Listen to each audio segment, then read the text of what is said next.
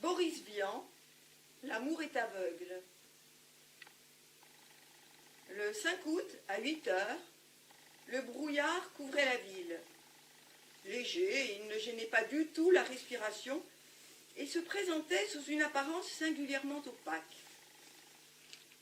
Il semblait, en outre, fortement teinté de bleu. Il s'abattit en nappes parallèles. D'abord, il moutonnait à 20 cm du sol et l'on marcha sans voir ses pieds. Une femme qui habitait au numéro 22 de la rue Saint-Bracmar laissa tomber sa clé au moment d'entrer chez elle et ne put la retrouver. 6 personnes, dont un bébé, vinrent à son aide. Entre-temps, la deuxième nappe tomba et on retrouva la clé. Mais pas le bébé qui avait pris le large sous le couvert du météore, impatient d'échapper au biberon et de connaître les joies sereines du mariage et de l'établissement. 1362 clés et 14 chiens s'égarèrent ainsi dans la première matinée. Las de surveiller leurs bouchons en vain, des pêcheurs devinrent fous et partirent pour la chasse. Le brouillard s'entassait en épaisseur considérable au bas des rues en pente et dans le creux. En longues flèches, il filait par les égouts et les puits d'aération. Il envahit les couloirs du métro qui s'arrêta de fonctionner lorsque le flot laiteux atteignit le niveau des feux rouges. Mais à ce moment-là, déjà, la troisième nappe venait de descendre et dehors, on baignait jusqu'aux genoux dans une nuit blanche. Ceux des quartiers hauts, se croyant favorisés, raillèrent ceux du bord du fleuve, mais au bout d'une semaine, tous furent réconciliés et purent se cogner de la même façon contre les meubles de leur chambre. Car le brouillard s'était maintenant installé jusqu'au sommet des constructions les plus hautes. Et si le clocheton de la tour fut le dernier à disparaître, en fin de compte, la poussée irrésistible du raz-de-marée opaque le submergea tout entier. Orverte-la-Tuile se réveilla le 13 août d'un sommeil de 300 heures. Il sortait d'une cuite un peu sévère et se crut tout d'abord aveugle. C'était faire bien de l'honneur aux alcools qu'on lui avait servis. Il faisait nuit, mais d'une nuit différente, car les yeux ouverts, il ressentait l'impression que l'on éprouve lorsque le jet d'une lampe électrique sombre et tombe sur les paupières closes. D'une main malhabile, il chercha le bouton de la radio. Elle marchait et les informations l'éclairèrent à demi. Sans tenir compte des commentaires oiseux du speaker, Orverte-la-Tuile réfléchit, se gratta le nombril et reconnut en flairant son ongle qu'il méritait un bain. Mais la commodité de ce brouillard jeté sur toute chose, comme le manteau de Noé sur Noé, ou comme la misère sur le pauvre monde, ou comme le voile de Tanit sur Salammbô, ou comme un chat dans un violon, le fit conclure à l'inutilité du bain. D'ailleurs, ce brouillard avait une douce odeur d'abricot poitrinaire et devait tuer les relents personnels. En outre, le son portait bien et les bruits prenaient à s'envelopper de cette ouate une curieuse résonance, claire et blanche, comme la voix d'un soprano lyrique dont le palais défoncé par une chute malheureuse sur le mancheron d'une charrue serait remplacé par un appareil de prothèse en argent forgé. D'abord, Orverte balaya de son esprit tous les problèmes et décida d'agir comme si de rien n'était. En conséquence de quoi, il se vêtit sans mal, car ses vêtements étaient rangés à leur place, c'est-à-dire les uns sur des chaises, d'autres sous le lit, les chaussettes dans les souliers, un des souliers dans un vase et l'autre sous le pot de chambre. « Bon Dieu !» se dit-il, « quel drôle de truc que ce brouillard !» Cette réflexion sans grande originalité le sauva du dithyrambe, de l'enthousiasme ordinaire, de la tristesse et de la noire mélancolie, en plaçant le phénomène dans la catégorie des choses simplement constatées. Mais il s'enhardissait peu à peu et s'accoutumait à l'inhabituel au point d'envisager quelques expériences humaines. Je descends chez ma logeuse et je laisse ma braguette ouverte, dit-il. On va bien voir s'il y a du brouillard ou si c'est mes yeux. Car l'esprit cartésien du français le porte à douter de l'existence d'un brouillard opaque, même s'il l'est assez pour lui boucher la vue. Et ce n'est pas ce que l'on peut dire à la radio qui risque d'orienter sa décision pour lui faire conclure à l'étrange. La radio, c'est tous des abrutis. Je la sors, dit Orvert, et je descends comme ça. Il la sortit et descendit comme ça. Pour la première fois de sa vie, il remarqua le craquement de la première marche, le crinquement de la seconde, le criquement de la quatrième, le croquement de la septième, le froutement de la dixième, le chuintement de la quatorzième, le bruiquement de la 17e, le gimement de la 22e et le zwingement de la rampe en laiton dévissé de son support terminal. Il croisa quelqu'un qui montait en se tenant au mur. « Qui est-ce » dit-il en s'arrêtant.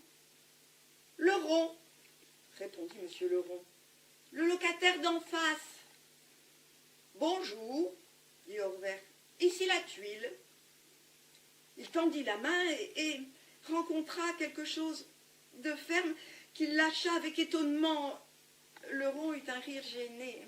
« Faites excuse, » dit-il, « mais on n'y voit rien et ce brouillard est diablement chaud. » « C'est vrai, » dit Orvert. Pensant à sa braguette ouverte, il fut vexé de constater que Leron avait eu la même idée que lui. « Alors, au revoir, » dit Leron. « Au revoir, » dit Orvert en lâchant sournoisement les 3 crans de sa ceinture. Son pantalon lui tomba sur les pieds et il le retira, puis le précipita dans la cage de l'escalier. C'est un fait que ce brouillard était chaud comme une caille fiévreuse. Et si Leron se baladait avec son bazar à l'air, Orvert ne pouvait pas rester habillé comme ça. Tout ou rien. Sa veste et sa chemise volèrent. Il garda ses souliers. En arrivant en bas de l'escalier, il cogna doucement au carreau de la logeuse. « Entrez » dit la voix de la pipelette. « Il y a du courrier pour moi ?» demanda Orvert.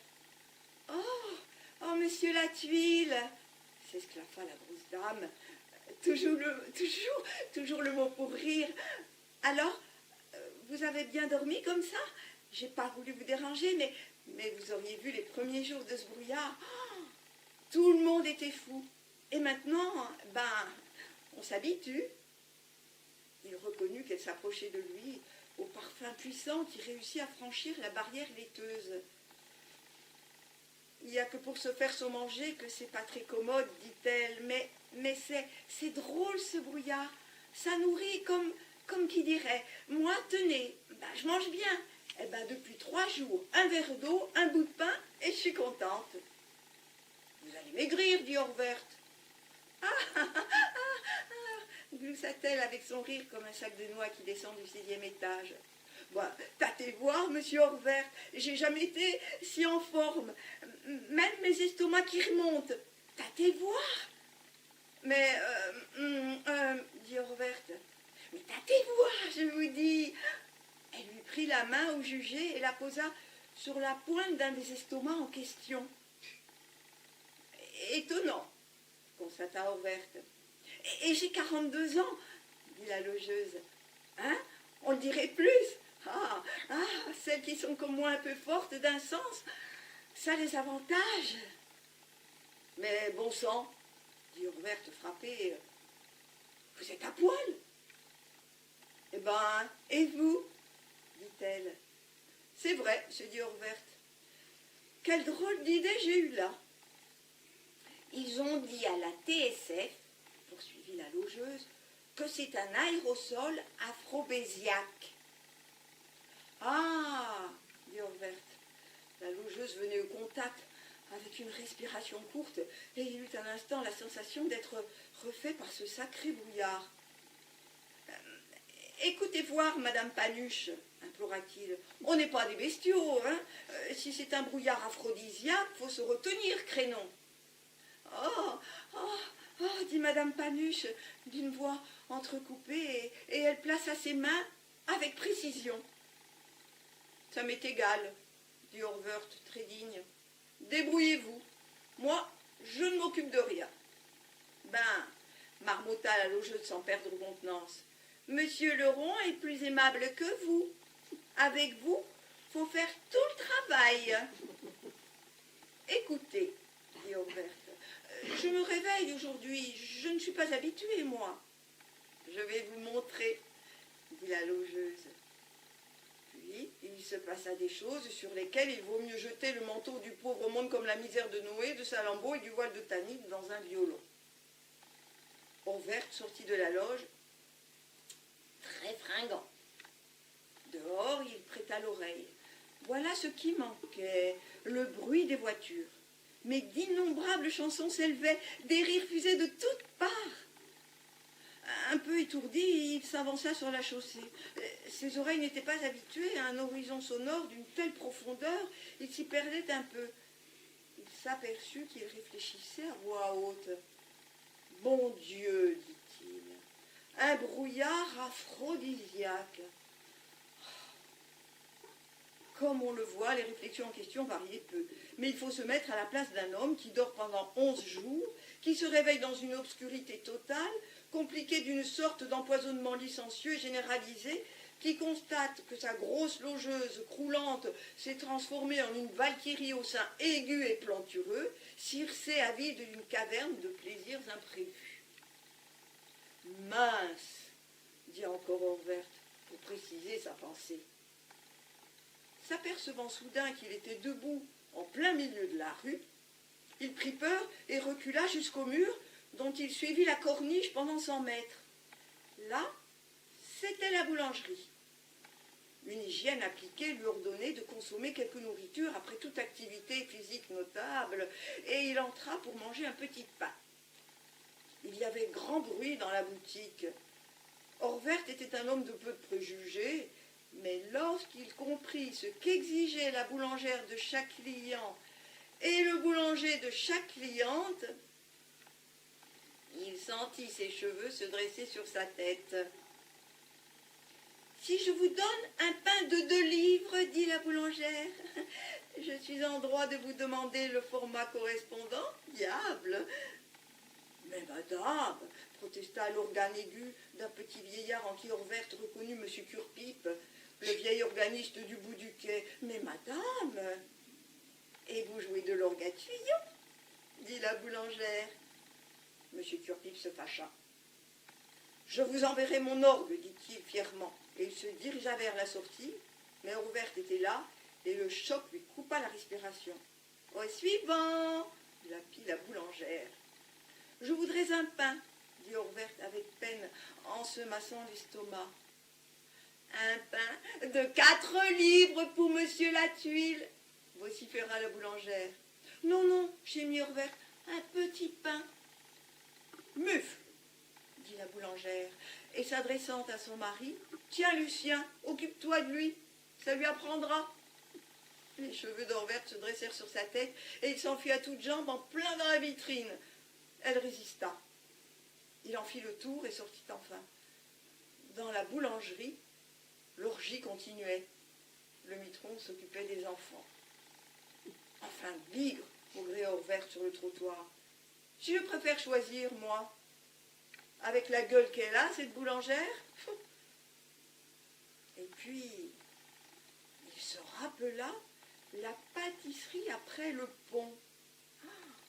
La serveuse avait 17 ans et la bouche en cœur et un petit tablier gaufré.